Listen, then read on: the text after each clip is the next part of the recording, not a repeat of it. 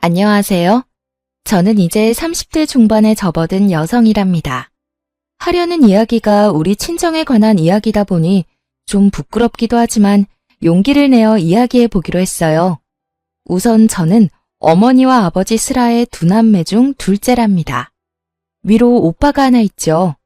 저희 엄마 아버지는 평가하자면 뭐랄까 아주 계산에 밝은 분들이었어요.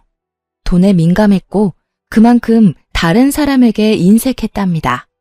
단 한 사람, 오빠한테는 지나칠 정도로 후했어요. 오빠는 할아버지, 아버지에 이어서 3대 독자인 아들이었어요. 그러다 보니 오빠는 어렸을 때부터 금이야 오기야 컸죠. 뭐든지 오빠가 먼저였고 저는 집안에서 거의 존재감이 없었어요. 제가 어렸을 때 할머니가 점을 보신 적이 있었는데 제가 오빠의 앞길을 막을 존재라고 낳지 않는 것이 좋았을 것이라고 했대요. 부모님과 할머니는 그 점쟁이의 말을 아주 확실한 것으로 믿어버린 것 같았어요. 그래서 저는 마치 길에서 주워온 아이처럼 살았거든요. 초등학교를 다니던 시절인 어린 시절부터 부엌 심부름을 하며 자라야 했어요. 초등학교 시절 얼마나 먹고 싶은 것도 많고 갖고 싶은 것도 많은 시절인가요? 저는 먹을 것 하나, 갖고 싶은 것 하나 제대로 먹고 가질 수가 없었어요. 우리 집은 부유하지는 않았지만 그렇다고 해서 남에게 아쉬운 소리 할 만한 집안은 아니었는데도요. 경수가, 오빠가 잘 돼야 우리 집안이 잘 되는 거지. 너는 중학교 졸업하고 아르바이트해서 집안에 좀 보태라. 그리고 오빠가 좋은 대학에 가도록 다들 노력하자꾸나. 중학교 밖에는 보내주지 않겠다는 청천벽력 같은 말이었죠. 저는 대학은 꿈도 안 꿨지만 그래도 고등학교는 보내줄 줄 알았어요.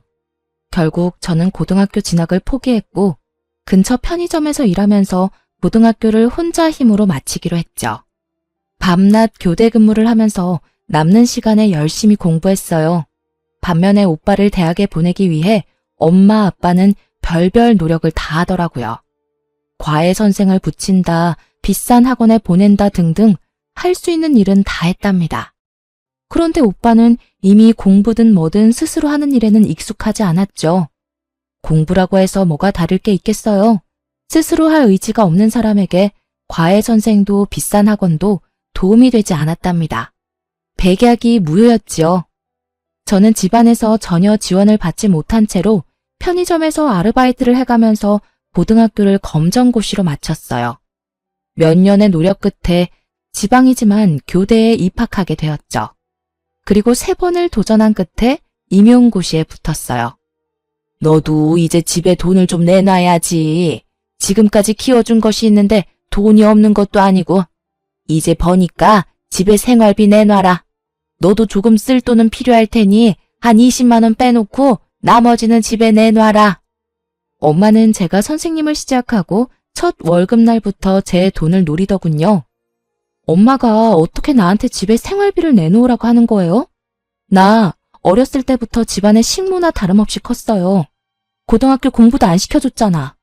편의점에 취직할 때 미성년자라고 취직 안 시켜준다는데 부모 동의 받아오라니까 엄마 얼른 도장 찍어주던데요. 그 돈까지 달라고 했으면 지금 달라고 하면 안 되지. 설마 그 도장 찍어준 대가로 생활비 내놓으라는 거예요? 엄마가 저한테 해준 게 대체 뭐가 있다고 돈을 내놓으란 거예요. 엄마의 요구를 거절했어요. 그리고 아예 집을 떠나서 학교 근처에 자취방을 하나 구했죠. 집을 벗어나니 정말 세상이 자유롭더군요. 그러나 돈을 요구하는 엄마의 연락은 집요하게 계속되었어요. 오빠는 왜 나가서 아르바이트도 못한대? 오빠한테 나가서 일해서 집에 돈 내놓으라고 하세요. 분명 말하는데 나는 한 푼도 못 줘요? 오빠는 도대체 무슨 생각인지 매일 집에서 빈둥빈둥 프로야구나 보면서 시간을 보내는 것 같더군요. 엄마의 생활비를 요구하는 방식은 이제 아주 노골적이었죠. 어느 날 제가 퇴근을 하려는데 학교 앞에서 엄마가 기다리고 있더라고요. 제가 그렇게 거부하는데도 또 씨알도 안 먹힐 요구를 하더군요. 오빠가 어떤 괜찮은 직장의 면접을 보아야 한다며 면접에 입고 갈 명품 양복을 사달라고 말이죠. 그런데 놀랍게도 상무직함의 자리라죠. 그리고 요구하는 양복의 가격이 거의 200만 원에 육박하는 양복이었고요. 헛웃음이 나올 수밖에 없었어요. 절대 안 된다며 거절하긴 했지만 절대로 정상적인 회사는 아니다 싶었는데 나중에 알고 보니 어떤 술집이었어요. 술집의 술 상무자리였죠. 하긴 술 좋아하고 담배 많이 피우고 오빠에게 딱 맞는 자리라는 생각은 들었죠. 그러던 중 퇴근 후 엄마가 웬일인지 사근사근한 목소리로 집으로 오라고 하더라고요. 또 돈 얘기겠지 싶어서 가기 싫었지만 인사할 사람이 와 있다고 하기에 억지로 집으로 갔어요. 얘, 인사해라. 네 옳게 될 사람이야. 얘가 우리 딸인데 일이 잘 풀려서 선생님이지 뭐니? 서로 인사들 해라. 시누이 옳게 될 사이들 아니냐. 아마 우리 딸이 결혼할 때 많이 도와줄 거다. 오빠가 일하는 그 술집에서 일하는 사람인지 아니면 손님이었는지 모르겠지만 그 술집에서 만난 사이라고 하더군요. 이번에는 오빠의 결혼 자금을 끈질기게 요구했어요. 하지만 저는 축의금 봉투 하나만 전달하고 제 역할을 끝냈죠. 오빠는 결혼을 해서도 자기 살림을 꾸릴 능력이 없는 사람이었어요. 그 올케라는 사람도 도대체 밖에서 뭘 하는지 집에 붙어있지 않고 돌아다니는데 왜 두 사람 먹고 살 돈조차 벌 수 없는지 황당하더군요. 네 오빠가 그 상무자리 그만두고 사업을 좀 할 것 같구나. 그래서 말인데 경수가 네가 직업도 확실하고 신용도도 좋으니 대출을 최대한 받아서 좀 보태라.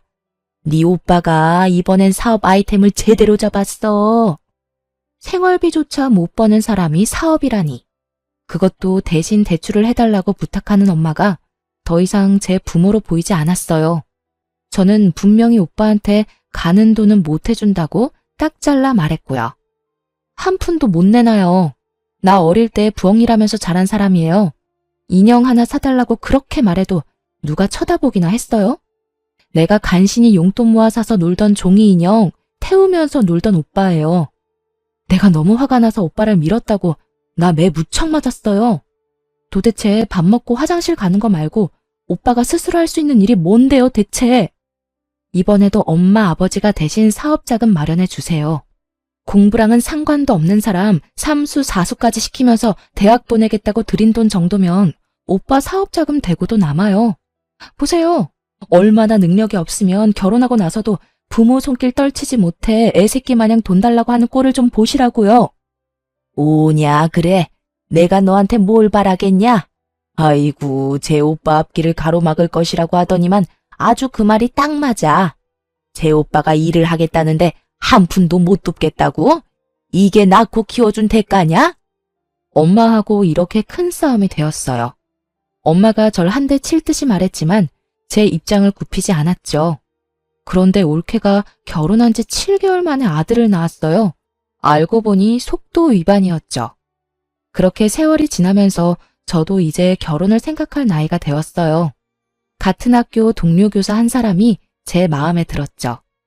학교 안에서 이 사람의 성실성과 근면함을 인정하지 않는 사람이 없었거든요. 인사고과 성적도 좋았고 학생들에게도 인기가 있는 사람이었어요.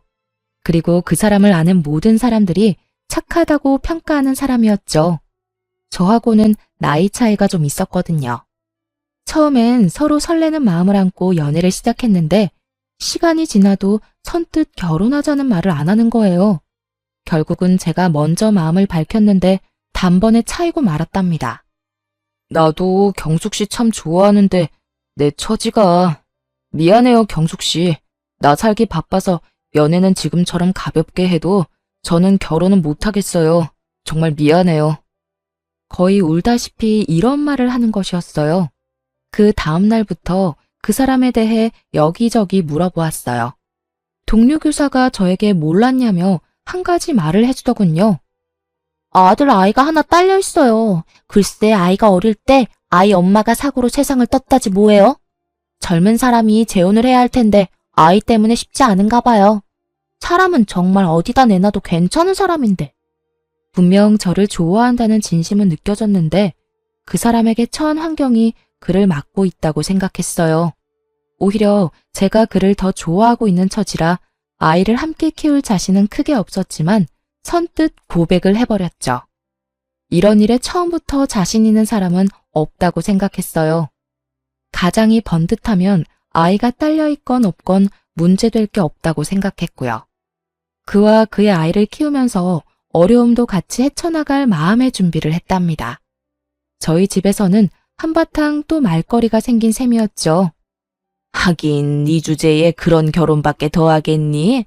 부모한테 따박따박 대들면서 성질머리를 부렸었더니 아주 좋은 사람을 만났구나. 굳이 반대할 생각 없다. 네 마음대로 하려무나. 하지만 결혼 준비는 네가 다 알아서 해라. 네 오빠 결혼시켜서 돈도 없지만 말이다. 그렇게 그 사람과 100년 가약을 맺었답니다. 아이는 초등학교 1학년이었는데 눈이 똘망하니 귀여운 아이였어요. 신혼여행을 갔다 와서 친정이랍시고 인사를 갔는데 하다못해 사위 대접할 음식 하나를 제대로 만들어 놓지를 않았더군요. 제가 미안해서 남편에게 얼굴을 들 수가 없을 정도였어요. 그리고 어쨌든 제가 키우게 된 아이니 집에 인사를 시켰죠. 오빠의 아들과 내 아이에 대해서 차별은 뭐 보나 마나였죠. 아이는 둘인데 과자는 한 봉지만 사와서 어린 조카만 먹이는 것이었어요. 어릴 때 오빠와 저를 차별하는 것과 똑같더군요. 자칫하면 아이에게 저 어릴 때와 같은 상처를 줄 것만 같아 조마조마했어요. 아이가 참 어리지만 제 아빠를 많이 닮아 정말 착했어요. 남편은 말할 것도 없이 성실하고 착했고 아이도 수줍게 저를 잘 따랐어요. 남들이 뭐라고 하건 저는 정말 행복한 결혼 생활을 누리고 있었죠. 하지만 한 가지 걱정거리가 있었어요. 그것은 남편이 너무 착해 빠졌다는 것이었죠. 불쌍한 걸 보면 그냥 지나칠 줄 모르는 사람이었어요. 주머니에 차비 한 푼 안 남기고 길거리에서 폐지를 줍는 할아버지에게 다 털어서 드리고는 걸어오는 일도 있었어요. 그러던 중에 우리 집에 뜻밖의 사람이 찾아왔는데요. 웬 품이 있어 보이는 노신사가 저희 집을 두드렸죠. 저는 신명순 씨의 유언을 집행하러 온 변호사입니다. 신명순 씨가 유일한 혈족인 김남훈 군에게 상속분을 남기셨어요. 무슨 상속일까 싶어서 이야기를 들어보았는데 알고 보니 상속을 해준 사람은 아이의 친외할머니라는 것이었어요. 아이의 엄마는 그 할머니의 외동딸이었고 아이 외에 다른 혈족도 없다는 것이었죠. 그래서 아이에게 유언으로 단독 상속을 받도록 했다는 것이었어요. 그런데 그 상속의 내용을 보고 저흰 정말 깜짝 놀랐답니다. 경기권의 토지에 상가에 현금에 수십억에 달하는 재산이었어요. 아이 아빠도 자신의 전 장모에게 그런 정도의 재산이 있었다는 것은 몰랐다고 하더군요. 아이 아빠는 집이 좁아서 아이가 뛰놀기에 적당하지 않고 제가 불편할 것이라며 우선 집부터 옮겼고 그러고는 다른 일에 특별히 돈을 쓰지 않더군요. 학교도 그만두지 않고 여전히 성실하게 일했고 저 역시도 계속 학교에 나갔어요. 그렇게 평상시와 다름없는 일상이 흐르고 어느 날 친정에서 전화 한 통화를 받게 되었어요. 남편과 함께 친정에 가보니 그야말로 난리가 났더군요. 아이고 내 팔자야. 같이 사업을 하겠다기에 여기저기서 빚을 얻어서 3억이나 만들어 주었더니 그걸 들고 튀어버렸어. 이 썩을 며느리년이. 아이고. 네 오빠 사업할 돈이었다. 아이고. 그걸 몽땅 가지고 날라버렸어. 내가 사람을 미리 알아보았어야 하는 건데. 엄마가 땅을 치고 울고 있었고 아버지는 창가에서 담배만 피우고 있었어요. 도대체 우리 가족들 능력으로 어떻게 3억이나 되는 돈을 마련할 수 있었는지 알 수 없는 일이었어요. 그런데 이 일의 불똥이 우리 집에까지 튀고 말았죠. 여보게 김서방, 자네 처가가 알다시피 지금 난리가 났네. 3억 원만 좀 도와주게. 자네 입장에서 3억 원은 별 큰 돈은 아니지 않나. 꼭 좀 도와주게. 예, 경수가, 네 남편한테 말 좀 해봐 어서.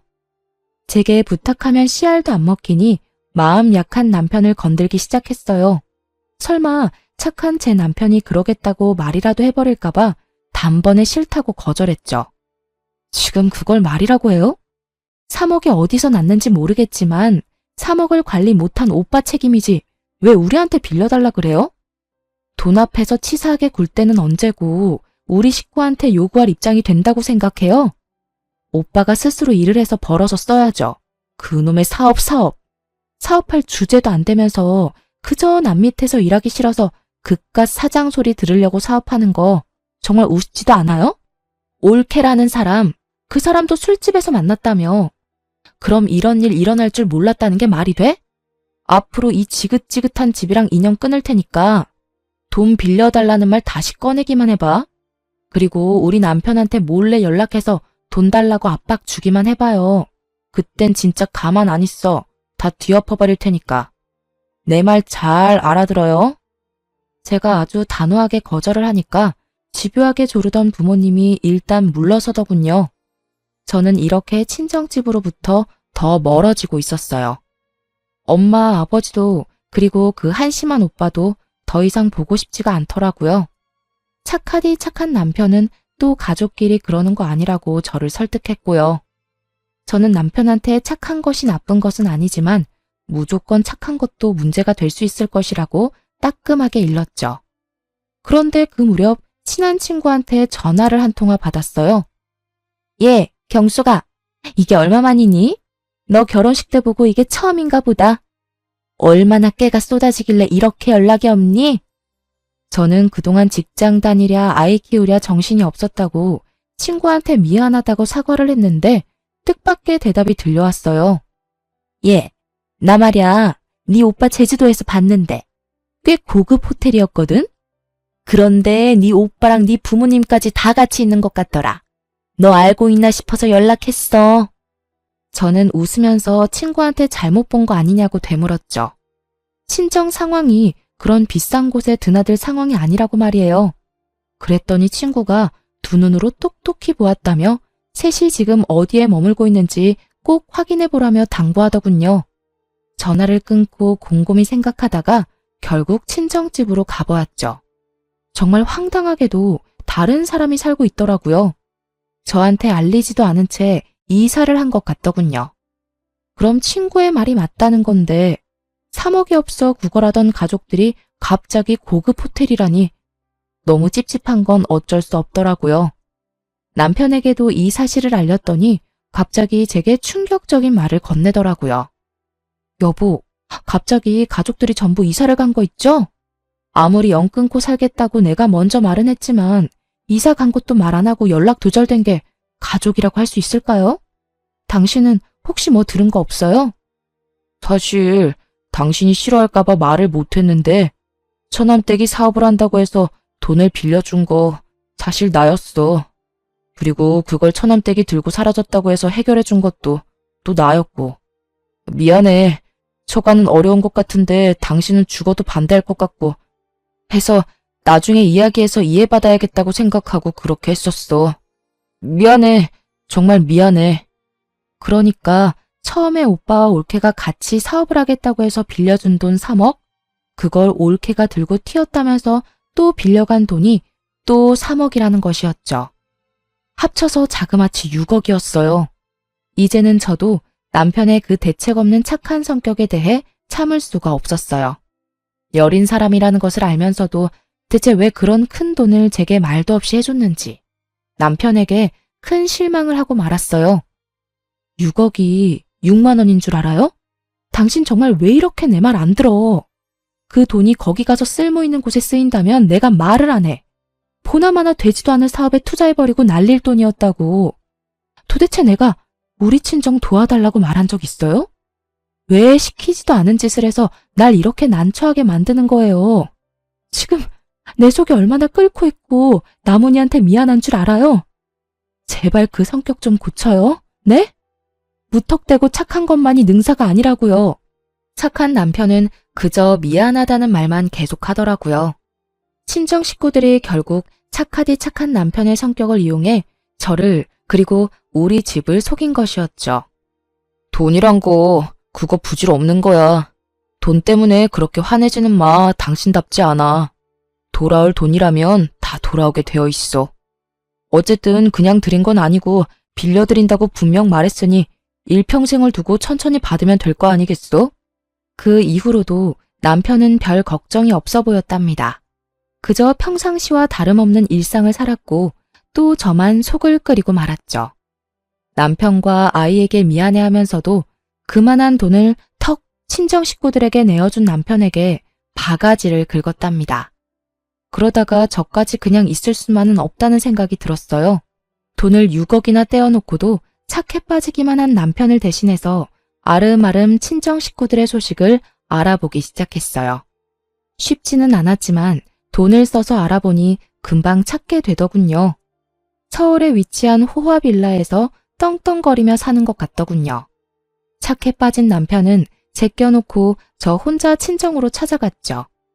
초인종을 누르자 안에서 화면으로 저를 본 엄마가 놀라더군요. 그런데 그 순간 계단을 올라와 친정 쪽으로 걸어오는 누군가의 얼굴에 소스라치게 놀라고 말았습니다.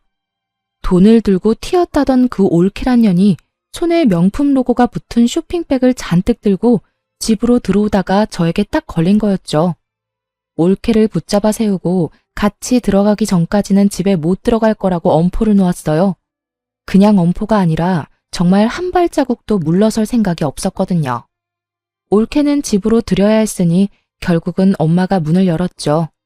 아버지와 오빠가 저를 보고 귀신을 본 듯 놀라더군요. 집에 와서 남편에게 친정 식구들의 소재지를 알아냈다고 이야기해 주었어요. 남편이 알 수 없는 미소를 띠더군요. 여보가 직접 알아낼 줄은 몰랐네. 그 돈 빌려드리면서 계속 사람 붙여서 당신 친정 식구들 움직이는 거 관찰하고 있었어. 당신이 괜한 고생을 했네. 저는 남편의 이런 말에 의아할 수밖에 없었답니다.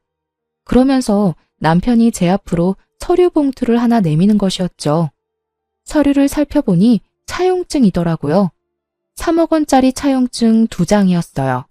모두 공증까지 된 법적으로 완벽한 효력을 발휘할 증서라고 적혀 있었죠. 거기다가 아버지와 엄마, 오빠와 올케가 연대 채무자로 설정해 놓았더라고요. 나는 당신 친정 식구들이 당연히 이 돈을 떼어먹을 것이라고 생각했었어. 얼마 안 지나서 연락도 없이 이사하셨다는 것도 알았고, 다 알고도 당신한테 말을 안 한 건 당신 신경 쓰이지 않게 내가 알아서 다 해결하려고 했었고, 그러니까 너무 화내지 말고. 내가 어떻게 화를 내겠어요. 어떻게 그런 생각까지 할 수 있었어요? 그냥 물러빠진 줄로만 알았는데 다시 보이네요. 제가 그 차용증 사진을 찍어서 엄마 핸드폰으로 보냈어요. 이 차용증을 근거로 법적 대응을 할 것이니 알아서 처신하라고 말이죠. 엄마가 다음날 우리 집으로 찾아와선 허리를 굽히며 말하더라고요. 아유, 차용증까지 썼는데 우리가 설마 돈 떼어먹겠니? 그 돈 갚을 생각이었다. 그러니 사위한테도 걱정 말라고 해라. 그리고 무슨 부모 자식 간의 법적인 대응이냐? 그런 말 말고도 우리 이제 왕래하며 지내자꾸나. 그렇게 친정엄마가 위선적인 살가운 인사까지 하고 집으로 돌아갔죠. 한동안 아무 연락이 없었고 저도 계속 친정 식구들을 관찰하고 있었어요. 그러던 어느 날, 그날 제가 몸이 많이 아팠어요. 몸살로 며칠을 고생 중이었는데 정말 칠판에 글씨 쓸 힘도 없어서 어쩔 수 없이 교감 선생님께 대체 수업을 부탁하고 조퇴를 신청했어요. 그런데 집으로 들어가 보니 어떻게 들어왔는지 올케와 엄마가 저희 집에 들어와 있더군요. 당황한 건 서로 마찬가지였어요. 네가 왜 벌써? 아직 올 시간이 아닌데. 아니, 난 몸이 아파서 조퇴했는데 지금 우리 집에서 뭘 하는 거예요? 도대체 어떻게 들어왔어요? 왜 남의 허락도 안 받고 들어와요? 그런데 당황하던 엄마와 올케가 득이양양한 미소를 짓고 말했어요. 다 들어오는 방법이 있지.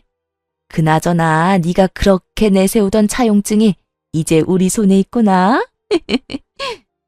저는 순간적으로 차용증이 있었던 서재로 향했답니다.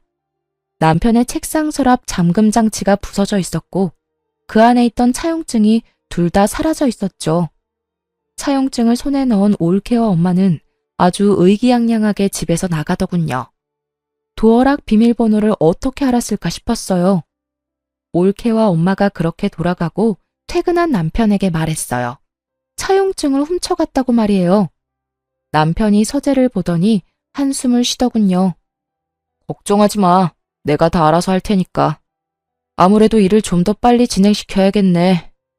그러더니 어딘가에 전화를 걸어서 질문을 몇 가지 하더니 설명을 들은 남편은 고개를 끄덕이며 겉옷을 챙기기 시작했어요. 잠시 나갔다 오겠다던 남편은 어떤 신사분하고 같이 들어오더니 제게 얼른 친정으로 가자고 말하더군요.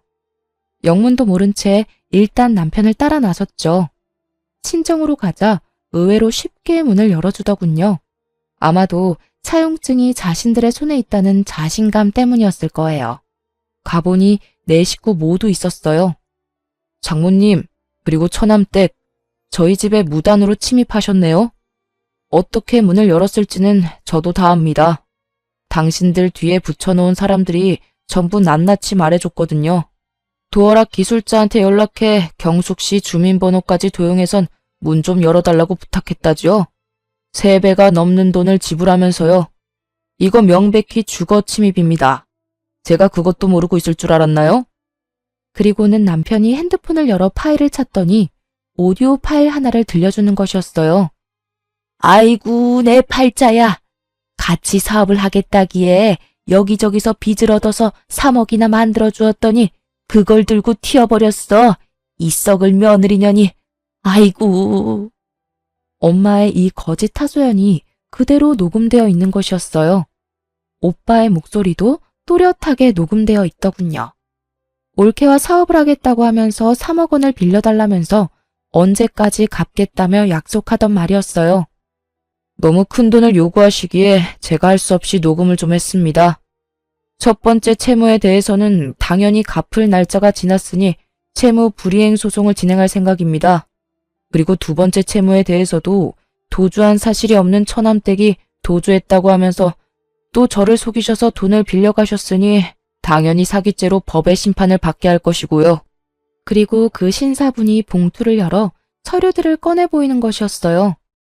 집에 있던 차용증을 자세히 안 보신 모양입니다. 그것들은 모두 사본이에요.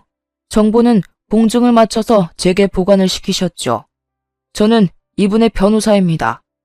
엄마와 올케 얼굴이 새파랗게 질리는 것을 볼 수 있었죠.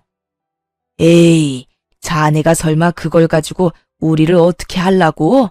자네 착한 사람 아닌가? 그리고 그 돈 정도야 자네 입장에서 큰 돈도 아니고 말이야. 그저 저가 좀 도와주었다고 생각하면 되는 게야. 자네는 길거리에서 일하는 할아버지도 지나치지 못하고 도와준 사람 아닌가? 친정아버지는 당황하면서 이 사태를 없던 것으로 덮으려고 애를 쓰더군요. 아무리 화가 나더라도 친정아버지를 때릴 수도 없고 정말 제가 우리 할아버지로 환생을 하고 싶더라니까요. 그러면 하다못해 종아리라도 몇 대 칠 수 있잖아요. 길에서 일하는 할아버지야. 그 연세에도 열심히 사시는 분이니 차비까지 털어서 도와드렸죠. 그분이 정말 필요한 일에 쓰시겠다고 6억을 빌려달라고 하면 저 또한 빌려드릴 용의가 있습니다. 스스로 노력이라는 걸 하는 사람이니까요. 그런데 지금의 경우는 그 경우하고 완전히 다른 것 같은데요. 이렇게 말하는 남편이 마치 처음 보는 사람 마냥 낯설게 느껴지더군요.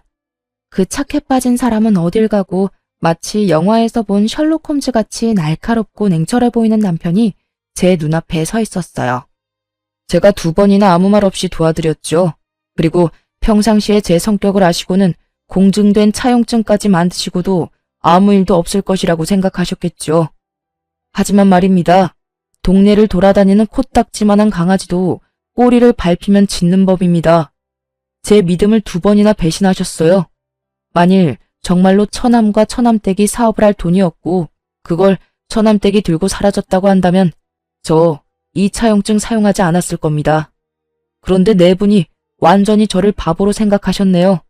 그래서 2번에 걸쳐 6억을 저를 속여 뜯어내신 거였고요.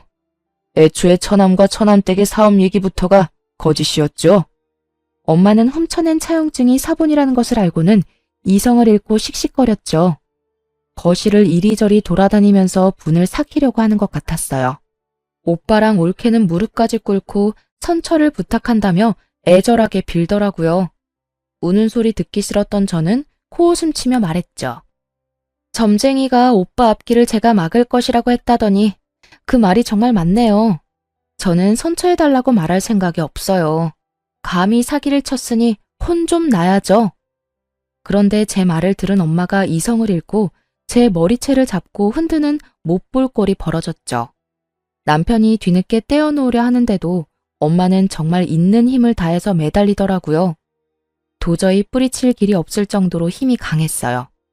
그 순간 하필이면 함께 데리고 온 아이가 부딪혀 벽에 튕겨지고 말았어요. 아이를 맡길 마땅한 곳이 없어서 함께 온 것인데 방 안에 들어가 있으라고 일렀더니 어른들 고함 소리가 들리자 무서워서 나온 것이었죠. 부딪힌 머리 쪽에 피가 보였고 피를 보더니 엄마도 흠칫하는 것 같았죠. 저 아이가 내 집을 함부로 드나들 때부터 기분이 안 좋았어. 건방지긴. 경숙이 너하고 피는 한 방울도 안 섞였는데 똑같구나. 어찌나 맹랑하고 당돌한지 아주 볼 때마다 똑같다 싶었다니까. 아이에게 정말 눈물이 날 정도로 미안했어요. 급히 119를 불렀고 응급실 한편에 누운 아이의 손을 잡고 울음을 터뜨리고 말았어요. 나문아, 엄마가 미안해. 정말 미안해. 우리 나문이 잠깐만 병원에 있으면 집에 갈 수 있다고 의사 선생님들이 그러셨어. 갑갑해도 잠깐만 누워있자. 응? 다행히 뇌나 머리뼈에는 이상이 없다고 하더군요. 하지만 봉합수술을 했어요. 상처가 깊었고 꽤 많이 꿰맸다고 의사가 말하더군요. 저는 아이의 침대 곁 의자에 앉아 아이의 손을 꼭 붙잡고 계속 서러운 울음을 울었답니다. 그런데 남편이 이제야말로 화가 제대로 난 것 같았어요. 남편이 말하더군요. 다른 건 다 참아도 내 가족에게 함부로 하는 것은 못 참겠다고요. 당연히 민 형사상의 책임을 모두 묻겠다고 했죠.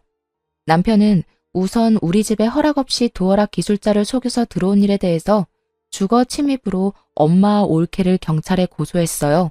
그리고 채무에 대한 연대 책임을 지고도 상환을 하지 않는 가족 모두를 가장 형벌이 센 사기죄로 고소했죠. 아버지가 그제야 당황하기 시작하는 것 같았어요. 3억 원은 가지고 있는 땅 팔아서 먼저 갚으마. 그러니 네 엄마부터 합의해주면 안 되겠니? 자식이 어떻게 부모를 범죄자로 만들 수 있겠어?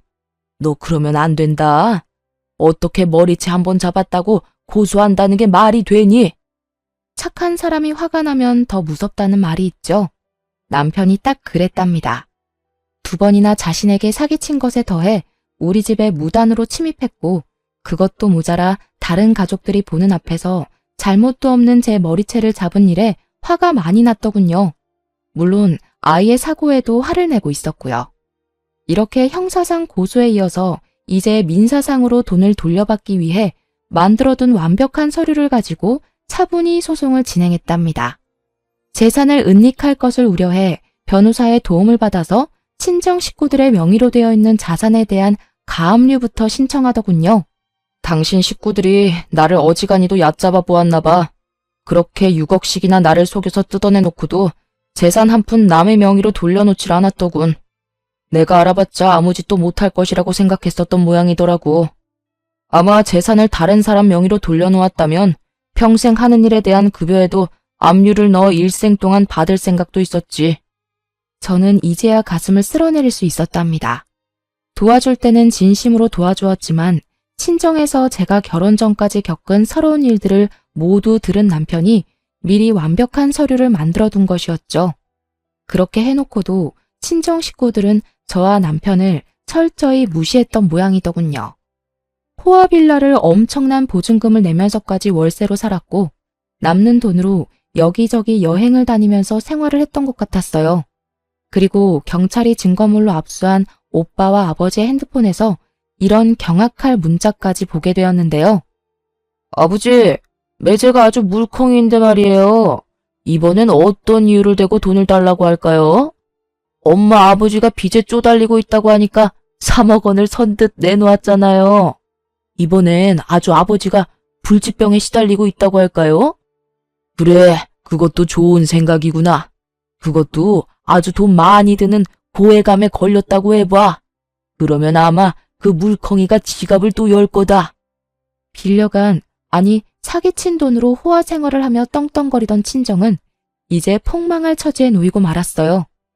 그런 친정 부모와 오빠에게 제가 한마디 해주었어요. 나더러 애딸린 신랑 만났냐고 비웃더니 도대체 사람 보는 눈이 있는 거예요, 없는 거예요? 올케 절대로 좋은 엄마나 며느리 될 사람 아니었어요. 그것도 못 알아보고 착한 사위는 이용하고 도대체 어떻게 사람들이 이래요? 스스로 살아갈 생각은 전혀 없고 기재라도 걸려서 다행이지. 아무 죄 없는 남편이랑 제가 피눈물 흘리는 건 안중에도 없죠. 모든 법적인 절차를 다 동원해서 당한 값은 모두 되돌려 줄 테니까 알아서들 하세요. 집안 사정이 이렇게 되자 올케네는 매일 밤 부부싸움이 일어난다고 해요. 얼마나 크게 싸우는지 옆집 할머니가 신고를 다 했더라고요. 정말로 올케가 집을 나가겠다고 선전포고를 했는지 부모님도 한 번 더 찾아와 제게 싹싹 빌더군요. 그런데 정말 친정 식구들 구제불능이었어요. 다른 사건 하나가 또 저를 웃게 만들었답니다. 친정 일이라면 이제 아주 서러운 일이라도 눈물보다 웃음이 먼저 나오더군요. 올케와 오빠가 물건을 집어던지며 싸우다가 조카 아이가 다쳤다더군요. 그런데 아이가 다치자 병원으로 데려갔고 그 과정에서 아이의 혈액형을 알게 되었는데 B형이라고 나왔대요. 오빠와 올케는 혈액형이 모두 O형이라고 했어요. 결국 조카가 오빠의 친자식이 아니었다는 것이었죠. 오빠가 올케에게 아이를 데리고 나가라고 또 한바탕 전쟁이 났다죠. 엄마와 아버지가 올케를 내쫓았다더군요. 올케에 대한 주거 침입건은 여전히 조사 중이었는데 뜻밖의 사실을 알게 되었는데요. 올케가 먼저 만나던 남자가 있었는데 결혼은 하지 않고 동거를 했었나 봐요. 아마 아이의 친부되는 남자였겠죠. 올케가 그 남자에게서 돈을 빌렸는데도 갚지 않자 이 남자가 고소를 했고 사기죄로 유죄 판결을 받은 전력이 있다고 했어요. 이런 사실이 드러나자 올케는 도주의 위험이 있다고 경찰이 여겼는지 구속수사로 전환시켜 착실히 조사받고 있는 중이고요. 그 여자 처음 본 순간 어떤 사람인지 제가 딱 알아보았죠. 시집에 인사하러 온 여자가 짧은 치마에 화장은 또 어찌나 진한지 화장 두께가 1cm는 될 것 같았거든요. 오빠나 올케나 독인 객인이라고 생각했었죠. 우리 아이의 상처는 빠르게 아물고 있었지만 제 친정에 대한 마음은 식구들 앞에서 제 머리채를 잡던 그 순간에 아주 완전히 닫혀버렸죠. 저는 이제 친정과는 확실히 절연했고요. 하지만 지금도 끈질기게 합의를 요구하고 소송을 취하해달라고 싹싹 빌고 있어요. 남편과 저는 절대로 그럴 생각이 없다는 입장이고요. 사람과 사람 관계라는 것이 참 어렵다는 생각이 들더군요.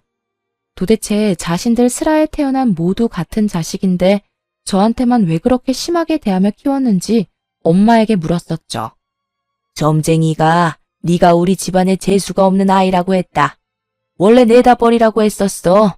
그 말을 들었어야 했는데 그러지 못해서 이렇게 됐구나. 부의 막급이다. 그저 평범하게 다른 집들처럼 공평하게 자랐더라면 아마도 가족끼리 서로 도울 수 있었을 거예요. 그런데 이 당연한 일이 왜 우리 집에서는 그렇게도 어려웠던 것일까요? 엄마를 비롯해 가족들의 사기 혐의에 대하여는 피해액이 5억이 넘는 경우이므로 특정 경제가중처벌법이 적용되었어요.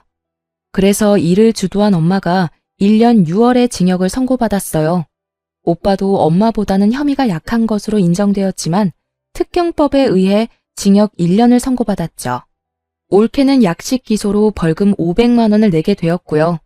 그리고 친정 식구들에게 남은 것은 하나도 없었죠. 살고 있던 집, 그 외에 우리에게서 가져간 돈으로 사놓은 부동산 등 모든 재산이 차용증을 근거로 압류되었죠. 들려오는 말로는 방 한 칸에서 아버지 혼자 지낸다는 말을 들었어요. 제 남편에 대한 사기에서 가장 적은 역할을 했다고 해서 아버지는 기소되지 않았죠. 세월이 다시 무심하게 흘렀어요. 아이는 어느새 자라 초등학교 5학년이 되었답니다. 머릿속 깊숙이 봉합수술을 한 흉터가 남고 말았어요. 아이의 머리를 쓰다듬을 때마다 미안함에 그저 눈물만 흘렀어요. 서러웠던 시간이 저에게서 점점 멀어지고 있었지만 아이의 그 상처가 마치 그 모든 세월을 대변하고 있는 것 같았답니다. 그리고 사람의 기억이라는 것이 그렇게 쉽게 지워지는 것은 아니더군요. 어렸을 때부터 시작해서 아이의 머리가 그렇게 다칠 때까지의 과정이 자꾸만 생각나지 않을 수 없었어요. 제가 무얼 어쨌다고, 도대체 집안에 무슨 죄를 지었다고 그렇게까지 증오를 표출했는지 정말 알다가도 모를 일이었어요. 사기죄로 검찰이 엄마를 기소하고 재판을 받는 과정에서도 재판부에 빌긴 했지만 가끔 저와 눈이 마주칠 때 그 눈빛으로 보아 결코 진심으로 잘못했다고 생각하지 않는다는 것을 알 수 있었죠. 최근엔 우리 가정에 경사 하나가 생겼답니다. 다름 아니라 제가 임신을 하게 된 것이었어요. 차별, 생각만 해도 끔찍한 그 일을 혹시 제가 저지르지 않을까 내심 큰 걱정이 되었어요. 내가 우리 나문이하고 이제 곧 태어날 아이를 조금이라도 차별하는 일이 생기지 않을까요? 나도 사람이고 무엇보다 핏줄이라는 게 무서운 거라서 내가 조금이라도 그 사람들을 닮지 않았을까 걱정이 되거든요. 아이를 가졌다고 마냥 기쁠 수가 없어요. 당신 집안에서 누구 하나라도 중심을 잡고 잘못된 것이라고 했었다면, 예컨대 아버님이라도 그러셨다면 일은 많이 달라졌을 거야. 우선은 당신이 반듯한 사람이고 내가 있잖아. 동생이 생긴다는 말에 나문이도 좋아했어요. 손을 꼽아가면서 동생을 기다리는 것 같더군요. 비록 오빠가 있었지만 형제간의 정이라는 것은 생각도 못했던 제 어린 시절의 처지가 다시 생각났죠. 우리 아이들은 그런 일 없이 잘 자라나겠죠? 지금까지 지지리도 부모 복은 없지만 남편 복과 자식 복은 있는 제 이야기를 길게 들려드렸어요. 앞으로 제 앞길에는 행복한 일만 있을 것이라고 생각한답니다. 긴 글 끝까지 들어주셔서 감사합니다.